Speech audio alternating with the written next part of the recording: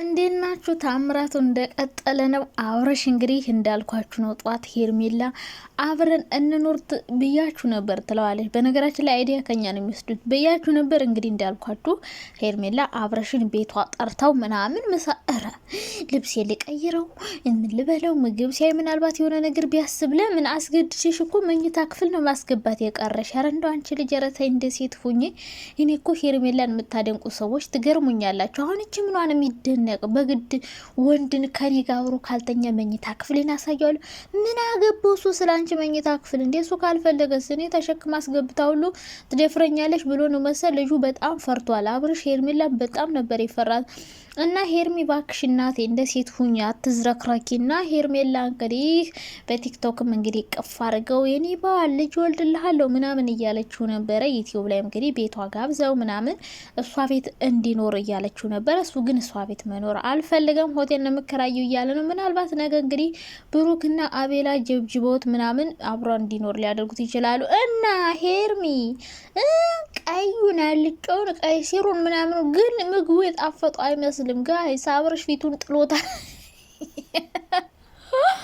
የሩታን ምግብ ግን በጣም ይጣፍጣል እያለ ነበር የሚበላው። ባይጣፍጥ ራሱ ያንቺን ግን አልወደድልሽም ማሬ። እያነቀው በግድ ነው የበላው በግድ ነው የበላው። እና ይህ ሁሉ 4 አይነት ምግብ ሰርተሽ ቀይ አልጫ ምናምን ሰርተሽ እንዴት ነው አቤላና ብሩክ ከዚህ ምግብ የቀሩት?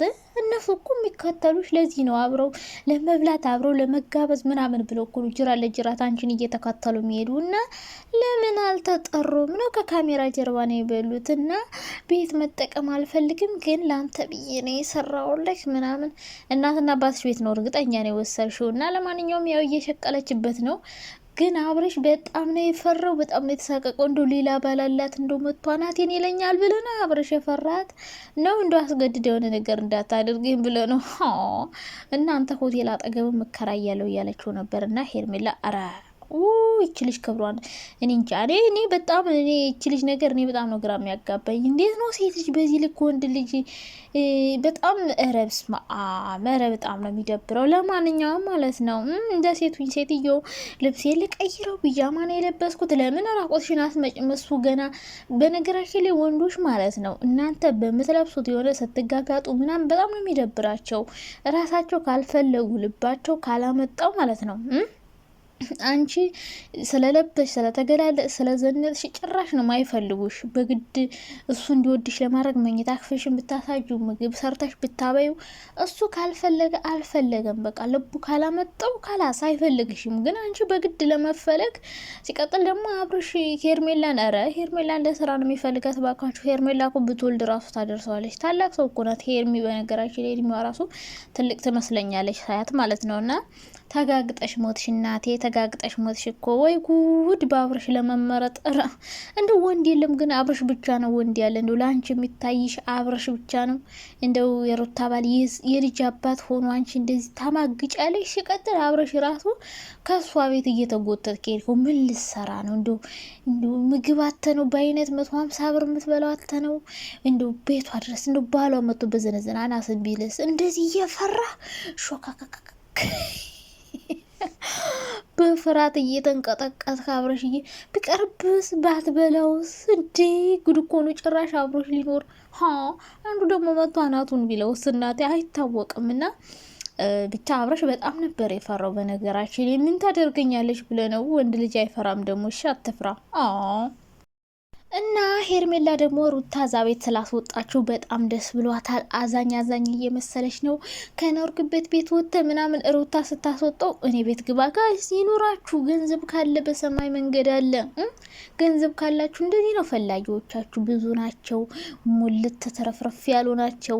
በየሄዳችሁበት ታገኟቸዋላችሁ። በቃ ምን ልበላችሁና እንግዲህ አብርሽ መኪናው ገንዘቡን ይሄን ያክል የሚያስወድደው ሩታ ሂድ ብላ ስታስወጣው አብርሽ ደግሞ እና ብላ የምታስገባው ሌላ ቸከሳለችውና አብረን እንውላለን ምናምን ግን የምናድረው ለየብቻ ነው ምናምን ለቪዲዮ ይሆናል እኮ ወጣው ይሄኔ ወይም እና ተመልሶ ገብቶ እንግዲህ ሄርሜላ ጋር ሊኖር ይችላል። ምክንያቱም ይሄ ብሩክ አቤላ ምናምን የሚባሉ አሽቃባጮች አሉ። እነሱ እንግዲህ እያሽቃበጡ እየለመኑ ምን እያሉም ቢሆን ወስደው አብረውት ሊኖሩ ይችላሉ። ደግሞ የሆነ ዲኮር ተሰርቶ ምናምን ቲክታክ ላይ ቪዲዮ የሰሩበት ደግሞ የሆነ ብቻ ፕሮግራም ነገር ያለ ይመስለኛል።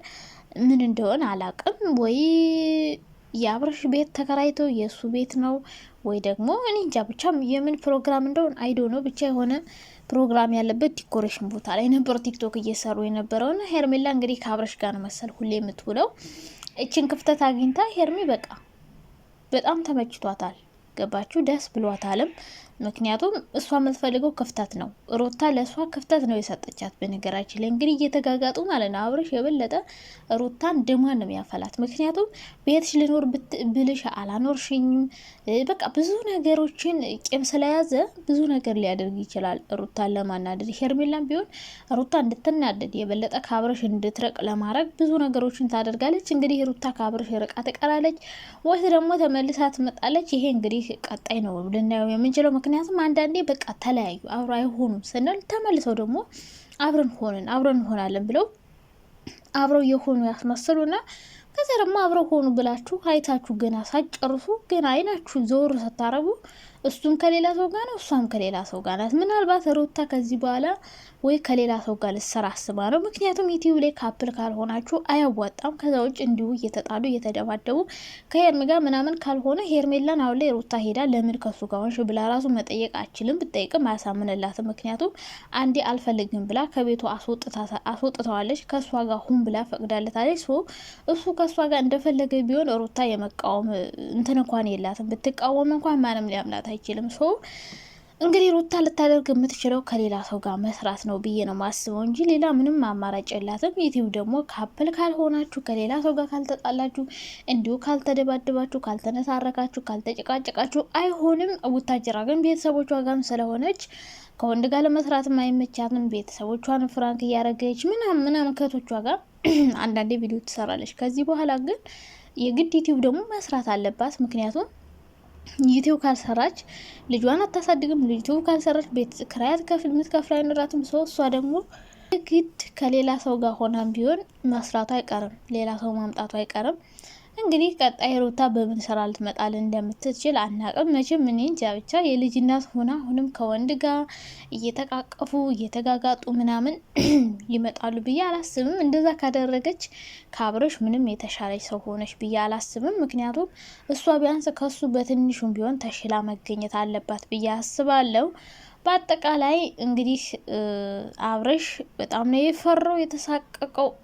እንደዚህ እየፈራ አንተ ቢቀርብስ በፈጣሪ ስም እንዴት እንደበለው ራሱ እኔ እንጃ። ፈጣሪ ወቀው ብቻ ፍርት ብሎ ሽምቅቅ ሽቁርር ብሎ ነው በቃ አቀማመጡ ራሱ ባሉ አለ ብሎ ፈርቶ ይሆን ምን ይሆን እኔ የማውቀው ጉዳይ የለኝም። ብቻ አብረሽ በጣም ተሳቆ ተሸቋሮ ነው በልቶ የጨረሰው እና ሄርሜላ ደግሞ ለመፈለግ ለመወደድ መኝታ ክፍሌን አሳያለሁ ያንሮ ማሳያለ ብላ ነበረ፣ ግን ሳይልሽ ሄደ። አይ ልፋትሽ፣ አይ እንዱ ምን አይነት እዳ ነው የገባው የልጅ እናንተ